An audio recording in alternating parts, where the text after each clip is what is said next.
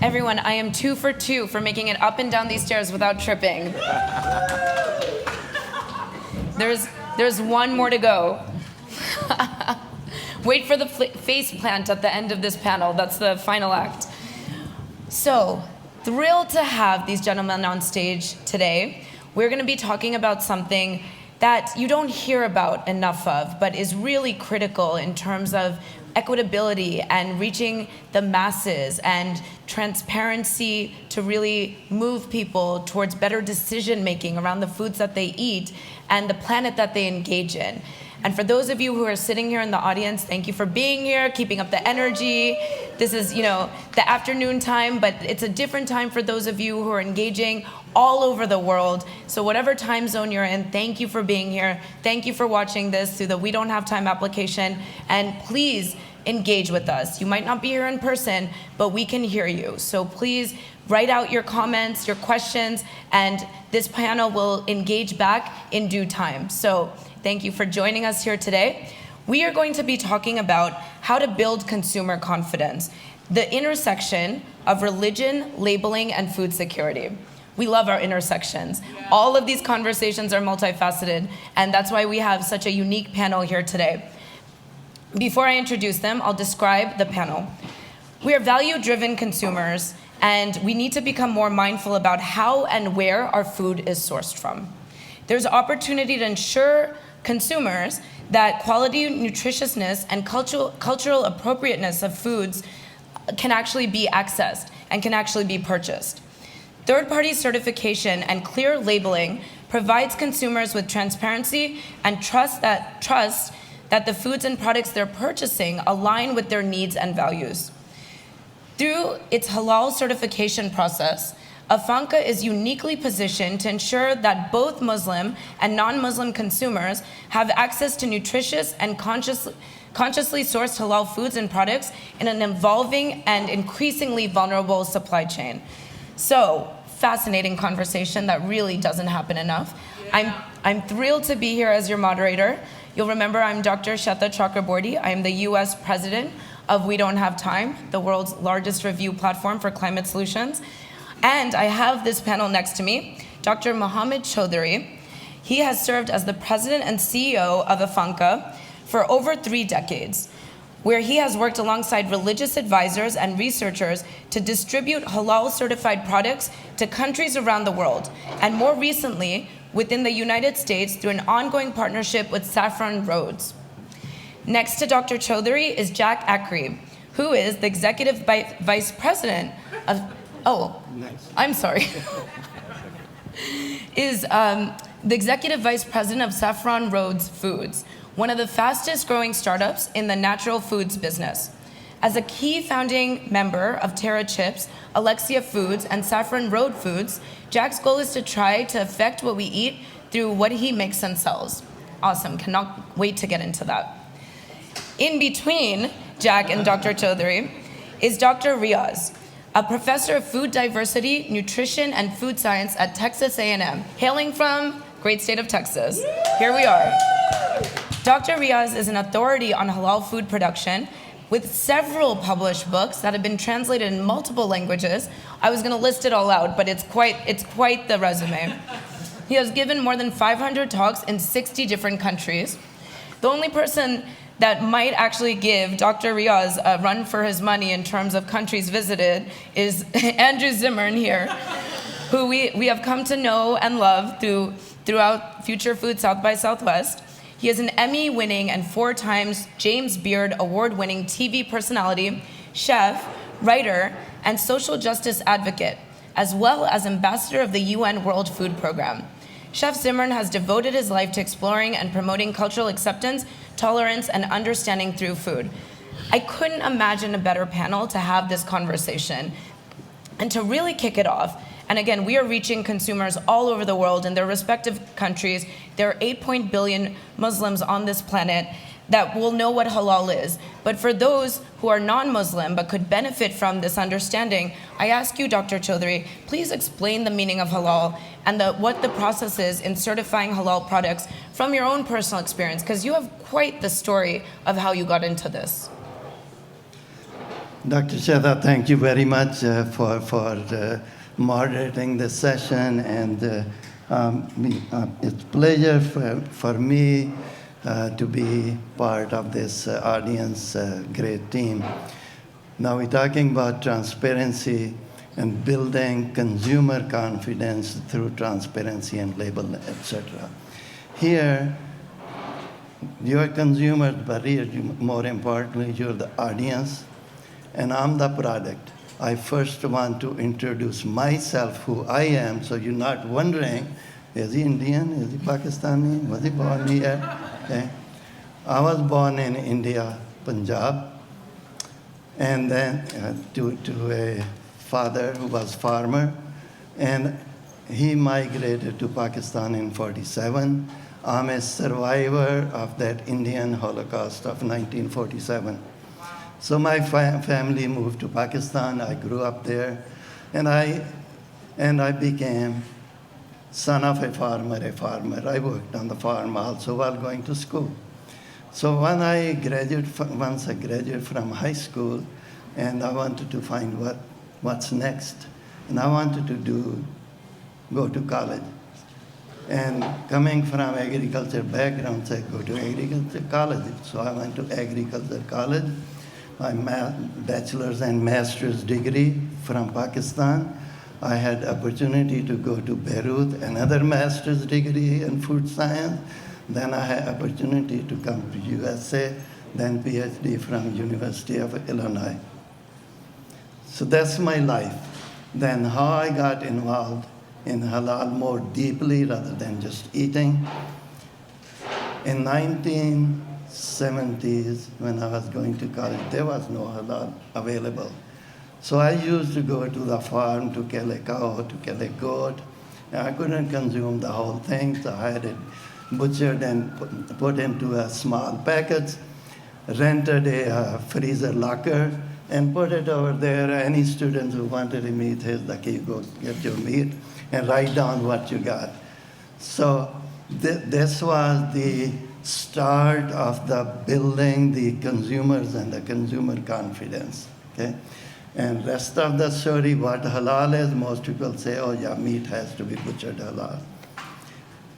Halal is everything you consume every single day, from clothing to what you put on the body, what goes in your body. The simplest example is the sugar. Even the sugar, when they process it, it goes through some type of bone meal or bone charcoal before it becomes those white crystals. So we, as an organization, even work with the sugar mills to change that. Okay. Thank you. Okay, that was the takeaway, was everything is halal. That's everything need to be halal. Everything need to be halal. And it can be, except two things. The pig would never be halal, okay? And the alcohol, the drinks, would never be halal. Everything else is inherently halal or can be mitigated, negotiated to make it halal. And that's everything you can consume over here. With the qualifiers, they can be halal and will make it halal.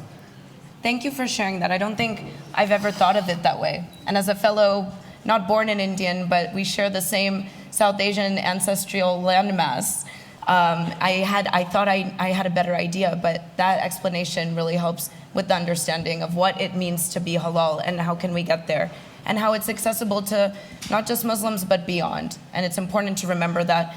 And Dr. Riaz, this is part of what you talk about and teach at your university, and you have a class in particular on the diversity of food. So that also has diverse students. Let's talk about why this class is so interesting for diverse students that you have. First of all, thank you very much for hosting this one. I think everybody who comes here from other countries and other parts of the world have a similar story. Dr. Chaudry mentioned that. And when I came here, I have the same stories, that I have a hard time to find the halal food. But then I start working and doing my PhD in the food science, and being a Muslim, I start working on the halal food with Dr. Chaudry. It was 1993. And I realized that there is no food in the cafeteria. They're not even label it. And therefore, I'm having a hard time to find which food I can eat, which I cannot eat. And then I start writing the articles. And the very first article I wrote, I got a lot of compliment from a lot of people there. Okay, no, we want to know what's going on. How can we? I have a lot of companies who start asking me, how can we certify halal? How can we go into halal? And then we realized that, okay, no, we can maybe start teaching a course there, which is like a food diversity course, not only halal, but other religion as well. And actually, that's why it started there. And then we started the course in class, 35 people. Then, of course, the interest grew. Then we have 65 people. The interest grew. Now I have each semester students, more than 1,000 students who take this class. And they are from all different parts of the world. They learn about all different kind of religious food, what their requirements are, all their ethnic food. And they do that, learn because of the respect of each other, because of respect of culture, respect of everybody else, because everybody, you can see, get together on the food tables, and then you scare each other what they are eating, they are suspicious what you are eating. But once they understand food diversity, once they understand what food is, what the religions are, they all basically become very good friends. And that's why we started this food diversity program.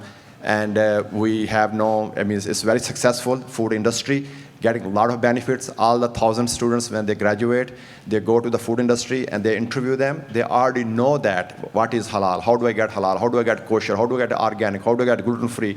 We teach all that. Therefore, the industry is getting very good benefit, and we have very good response from the industry as well, that they want more and more education on food diversity. And that's why this is very popular, that we are teaching all our students, not only one of their special class, but everybody in the medical, nursing students, dietitian students, nutrition students, food science students, they all take these classes. That's incredible. And I'd love to bring in Chef Zimmern's perspective on this. That's right, I switched it up. Didn't go down the line. I'm coming back to you, Jack. But Chef, you have, I know you've had experiences with students and cultures across the world. So I would love to hear your thoughts from what Dr. Riaz just said about the diversity of the end consumer, as well as the actual products themselves. We would love your perspectives on this, and how to really get students more aware and more engaged as a chef that has a massive platform as well. Well, thank you, and I'm thrilled to be here and to talk on a subject that I'm never asked to talk about, but I actually have a lot of experience in, from visiting so many different countries, interacting with so many different people, but also being a consumer myself. I think the first thing that I'd like to say is that as human beings and as consumers, we're confronted with a lot of problems in our lives. And, you know, my spiritual gurus in my life have taught me that acceptance is the answer to all of my problems today. When I'm upset by some person, place, or thing, the problem is not with that person, place, or thing. The problem rests with me and my attitudes, right? And it was that idea, along with the idea that we needed to practice more patience, tolerance, and understanding with other human beings, that actually had me create the show that I'm probably best known for, which is Bizarre Foods.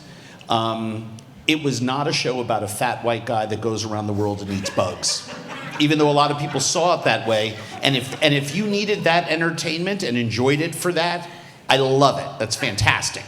But I basically sold the Travel Channel a Trojan horse because I wanted to have this show about big ideas, but I knew I'd had to make it 80% entertainment and 20% education. I had to have that hook, and it became the show that it is today. But it was about accepting, and trying to seek to understand rather than be understood as I went around the world, that became the successful part of the show. No one sort of isolated that and said, oh, that's why I love it. But they say it sideways to me. I love the way you respected other cultures. I love the way you went and sat in that temple and cooked that meal for 2,000 people in that country, and that country, even though all those religions and food beliefs were different. People are people. We have the same hopes and dreams for our children.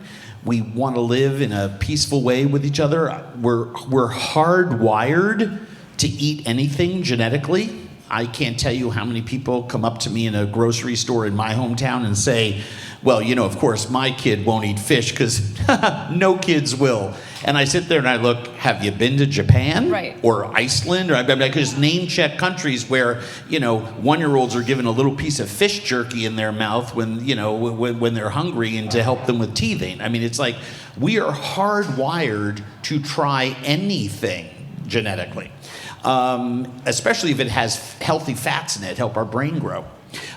So I think that's the first thing that I would say. The second thing is that we fall in love with the food of another culture before we fall in love with its art, its music, and worst of all, before its people.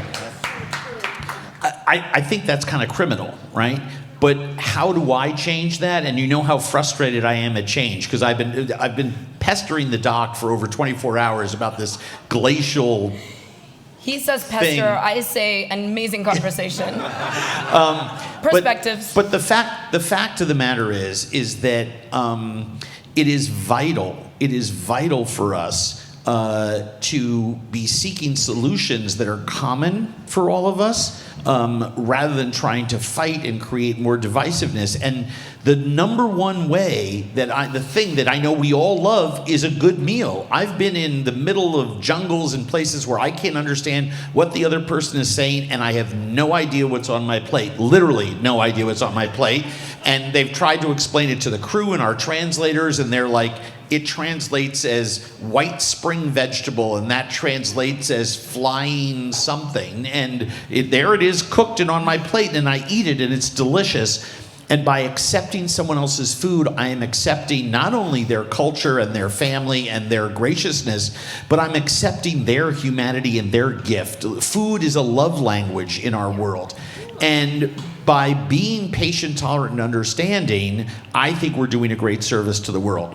When it comes to halal food as a consumer, I'm thrilled because I know where the food is coming from. I shop at halal markets in Minneapolis. I'm very lucky in my city. We have a large enough population of people who go to halal butcher shops for that. I seek out labels. I'm one of those people that turns the box around and makes sure I see a bunch of certain things, because those sorts of certifications give me confidence to know that the food was handled in a certain way, because the health and wellness of my family and what we consume is very important to me. Whether it was, as you said, doctor, whether it's organic or halal, it's very, very, very important. But I do truly believe that acceptance and the sharing of food is of vital importance. So the more we understand about it, the better. And people don't understand what halal means. Everyone thinks, and I'm killing myself for making the butcher shop reference first, because it's not just about how meat is processed. Right, it should all be clear on the label. I think that during this session,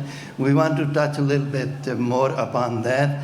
And the stories we are going to tell, they're very, very relevant stories. Okay? I want to bring in another point about the label and the knowledge of the labels. How many people know what gelatin is? Half. Do you know it's made from plants? Anybody? Plant gelatin? None. Gelatin is typically an animal ingredient. It's made from collagen, whether it is skin or bones of animals, all animals, normally bigger animals, okay? Government requirement is to label it gelatin. No requirement, label it halal gelatin, non-halal gelatin, bovine gelatin, fish gelatin, bone gelatin, skin gelatin, no such requirement. Now the companies then may declare this is fish gelatin or bovine gelatin. We go one step further just on the label that it must, if it's from halal cattle, it must have the halal logo on it, or must say halal bovine gelatin. Okay? That's about the clarity. But it still does not show us enough confidence in the third-party certification, independent certification. Company can label it themselves halal, and a lot of companies do, but has to be a clear logo. Okay, I want to, if you give me a minute or so, okay? Please. I want to tell you that our own, how we developed the system of verification for gelatin. If you pick a bottle of some capsules, gelatin capsule, nutritional supplement, something in the market in Singapore, send us the label that tell me where this gelatin comes from. We could trace that gelatin back from the bottle to the factory, from the factory to the gelatin manufacturer, the capsule manufacturer, from the capsule manufacturer back to the gelatin manufacturer, manufacturer back to where the cows was slaughtered. We keep a full traceability on that, and that is how our organization creates the consumer confidence. That's incredible. That's incredible that you have that traceability. Let me bring Jack into this, because Jack, you can actually explain the context behind why that's so important. Why do labels give more consumer confidence? Well, obviously, they're very important for food, because food is, as we've all discussed in many different ways, it is the foundation that makes us. It's certainly a cultural way that Andrew did such a great job of expressing amongst food. And unfortunately, over many, many years, Americans and people around the world were misled by the food packages they were buying. Maybe not directly, but by omission. What wasn't there that was talked about, as Dr. Chaudry just mentioned. So, I've learned this over the 3 companies I've primarily been involved in. At the beginning of Terra Chips, the label was really the product. It was so unique and different, and it was a very almost sensual, exciting product that people would relate to. Yet, there was a really key thing that people didn't understand back then. We used peanut oil, it wasn't hydrogenated. Yet every other chip practically on the market was sitting there in 1990 with trans fat in it. We didn't know what trans fats were, but you knew that hydrogenated oils weren't good. So we mentioned that, and the same thing came to pass with what we were doing with Alexia. Now, at Saffron Road, we bit off a lot more in terms of what we were going after, and the first thing we were going after is not to exclude anyone from our products. We want everyone to come in and enjoy our products, and as a result, we go to great lengths to make sure that any touch points that we have, gluten-free is important to us when it can happen. When we can't make a good tasting gluten-free dish, we're not going to make it, and we will actually use gluten. That's not our only reason for being. Halal, all of our products are halal, and it actually, it goes down to the level that Dr. Chaudry was just talking about. It's very difficult. Another product that you might not know that has alcohol in it is soy sauce. Most soy sauce also has gluten in it. So to find a gluten-free halal soy sauce is not the easiest thing in the world. Right. So working with an organization like IFANCA helps us to navigate that and have a product that is still wonderful and meets everyone's expectations in terms of what it will be from a taste standpoint and from an ingredient standpoint. We have the certification, obviously, of IFANCA. We use the gluten-free intolerance group to work with our gluten-free labeling. We make sure in terms of the animals, they're treated humanely, they're raised without antibiotics. So all that's so important because we're too small to have one consumer, that whatever the mom with 2.3 kids or whatever it is, we need everyone to want to buy our products. And so we have to have all these touch points to go out and allow everyone to come in. And that's before we even get into the nationalities. I think it was said really well at the kickoff today about going down the list of all the things that are accepted here at this event, and that's certainly how we try to operate. And so having this backbone of certifications is really important to us. So having accessibility to halal foods and generally good products is for everybody. And one of the misconceptions is that halal foods is just for Muslims. So how do we think about this, Dr. Chaudry? How do you think about the misconceptions around halal foods? What can we correct for here while we have this stage and audience? And then, Chef, I'd like to come to you with the same question. Based on your experiences, how would you correct for some of these misconceptions? But please. Yes, there is misconception, and misconception normally goes with the culture and the background of the people. People think halal is for Muslims only, and Muslims are only the Middle Eastern people. So hence, it's for the group of people who live right around the Sahara Desert and the north of that. The Muslims live in every single country of the world.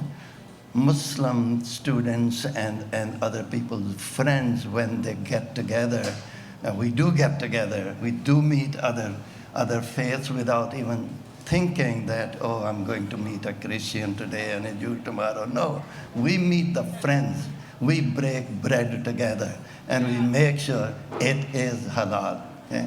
The misconceptions, sometimes they're not really misconceptions, it's misunderstanding of the culture and the subject matter. Okay? Great. Thank you for that. And Andrew? Chef? Really which I quickly, prefer? I mean, I want food that's wholesome, fresh, and traceable for my family.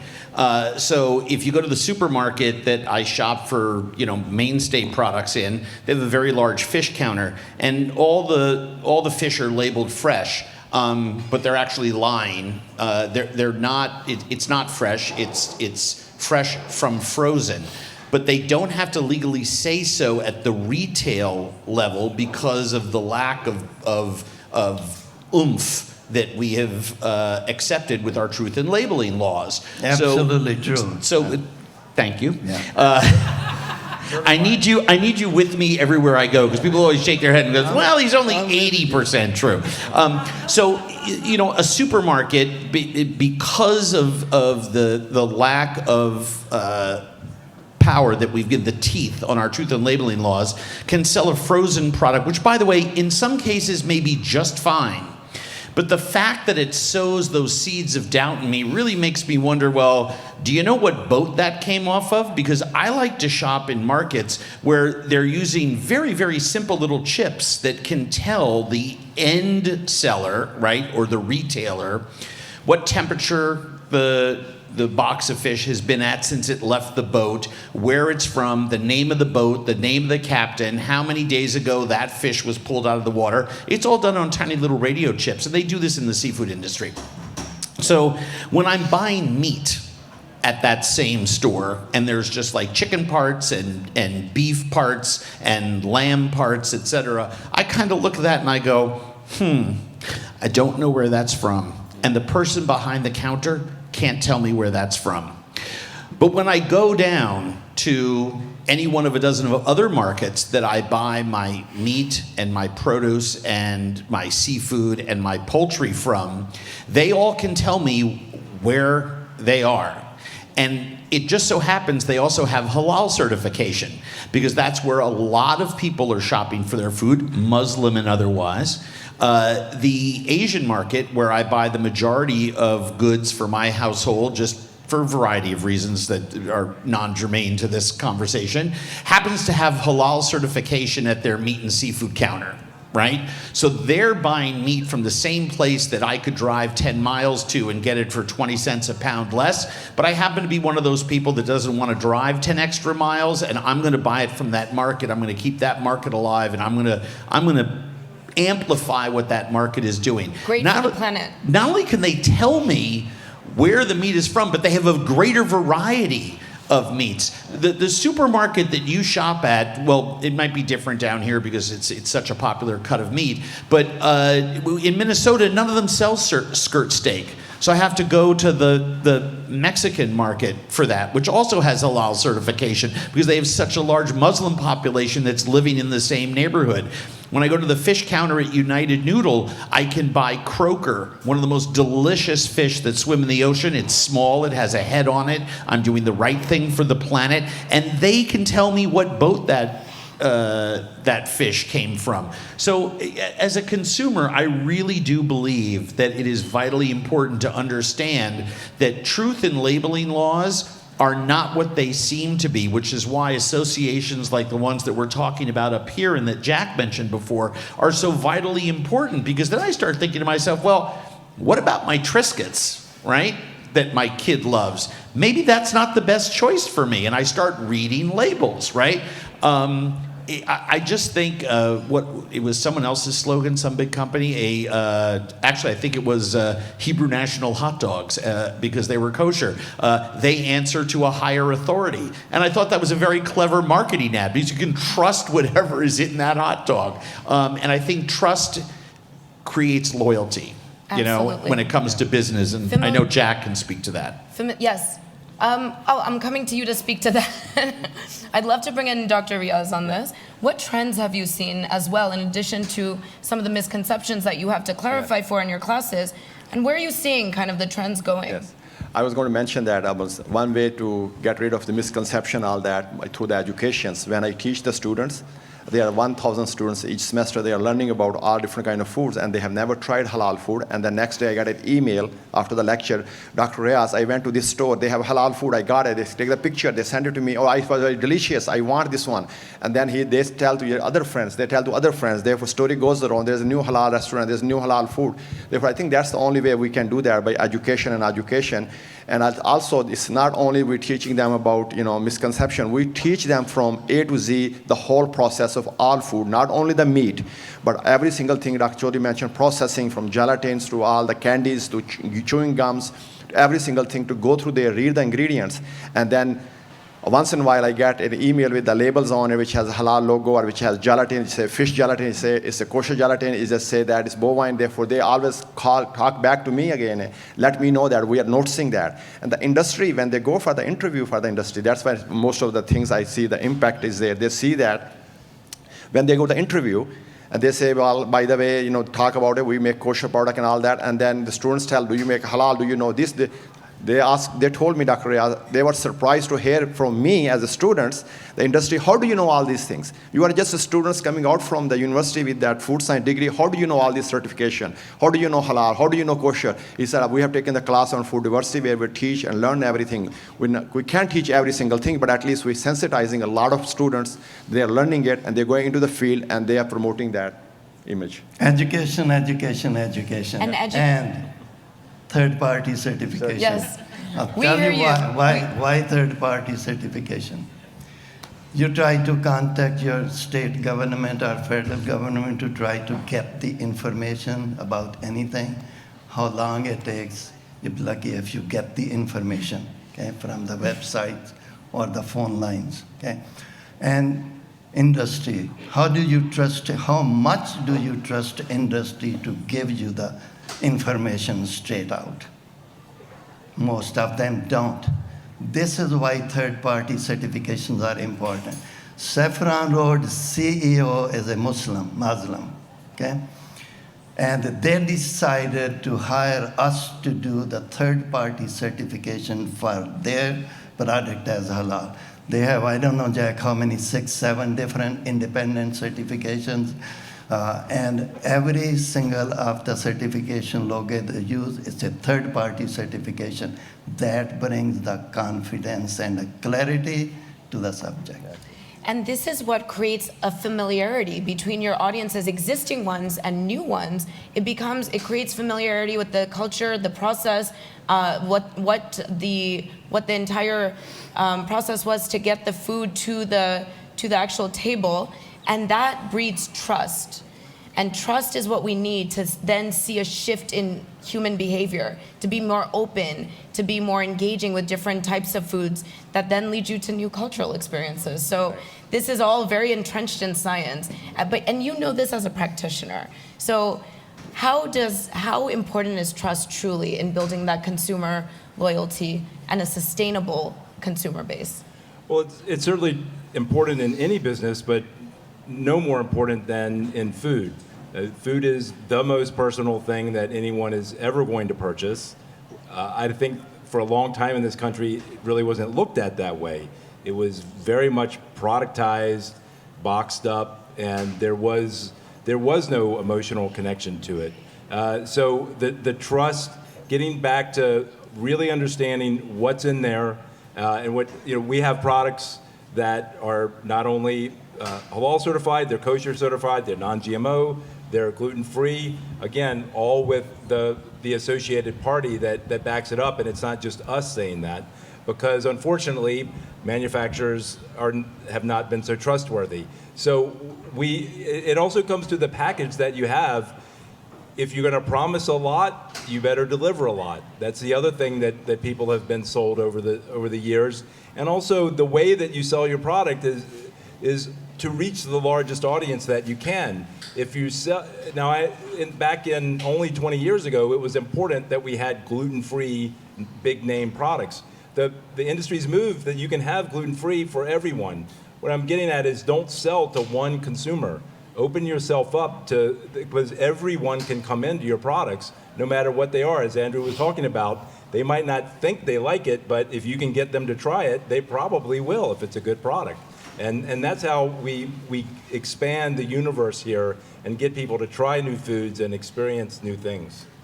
Okay, with just a few minutes left, one of the takeaways from this session is that this was not the right amount of allotted time. This needed to be at least 1 hour, and there's only a few minutes left, and this is not a small question, but I still want to put it out there, and this is to you, Dr. Chaudry, is how is IFANCA involved in food security around its headquarters and beyond? And why is food security so integral to the ethos of this business of transparency and access to all? Why do we also need to think about food security here?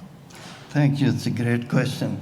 Food security also is a misunderstood word. People think food security, those people somewhere out there don't have enough food to eat. Definition of food security to us, not having the right type of food at the right time of the day or right time of the year. I'll just use two quick examples. About right time of the day, we did a small survey in Chicago in a high school. More than 50% of the students in that high school are Muslim. And the school provides meal. This is funded by the state of Illinois. And majority of the Muslims do not eat during the day while they're attending the classes. They are having the physical education classes and the physical work. They don't eat. And after the survey, the school realized that they did not even know this. So they are putting together a halal program, 55% of their population. Then some people feel during some time of the year they may not have the right product due to whatever reason, and this has nothing to do with halal. Some of our members found out that in certain areas of Chicago, there are families who do not get even a turkey to celebrate Thanksgiving. So we started a program. My two colleagues, Asma and Salman, are part of that program. So we started providing turkey to families in 10 high schools.